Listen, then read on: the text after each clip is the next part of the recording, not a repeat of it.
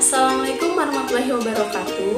Saya Ameliana Dewi dengan NIM 210400877 dari Universitas Alma-Ata Yogyakarta, Prodi S1 Ilmu Gizi. Nah, di sini saya akan menjelaskan tentang apa itu patofisiologi hipertensi.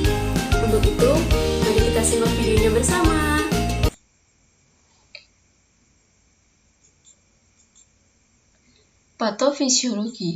Patofisiologi adalah gabungan dari kata patologi, studi tentang sebab dan akibat penyakit, dengan fisiologi, studi tentang bagaimana sistem fungsi tubuh. Dari 1 miliar penduduk dunia menderita hipertensi atau tekanan darah tinggi, di mana hipertensi merupakan terjadinya peningkatan tekanan darah sistolik lebih dari 140 mm air raksa atau diastolik lebih dari 90 mm air raksa. Berdasarkan klasifikasi American Heart Association pada tahun 2017, hipertensi dikelompokkan menjadi elevated atau prehipertensi jika tekanan darah 120 hingga 129 mm air raksa dan diastolik kurang dari 80 mm air raksa.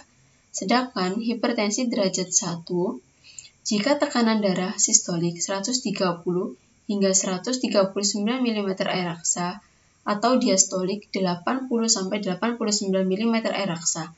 Dan hipertensi derajat 2 jika tekanan darah sistolik lebih dari 140 mm air raksa atau diastolik lebih dari 90 mm air raksa.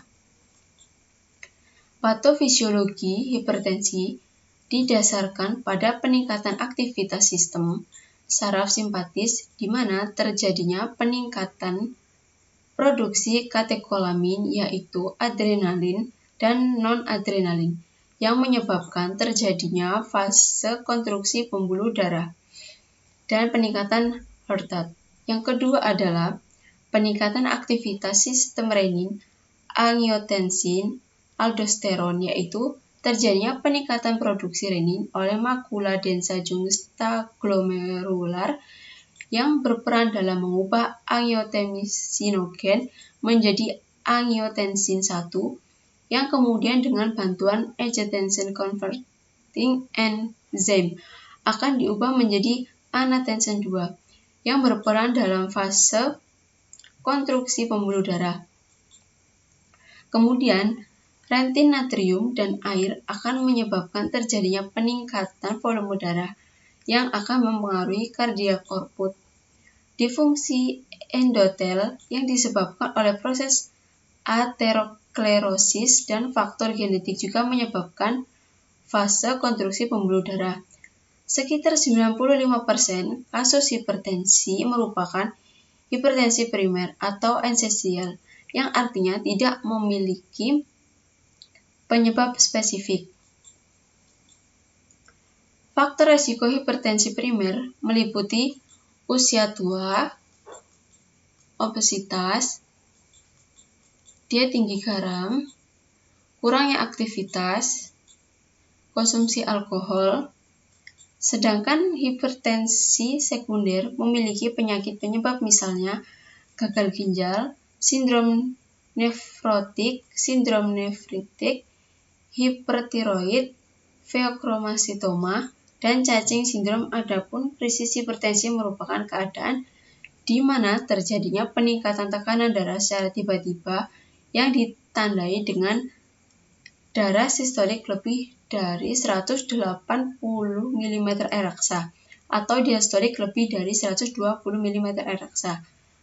Krisis hipertensi dibedakan menjadi krisis hipertensi urgensi dan emergensi, di mana posisi hipertensi urgensi tidak disertai dengan kegagalan organ target.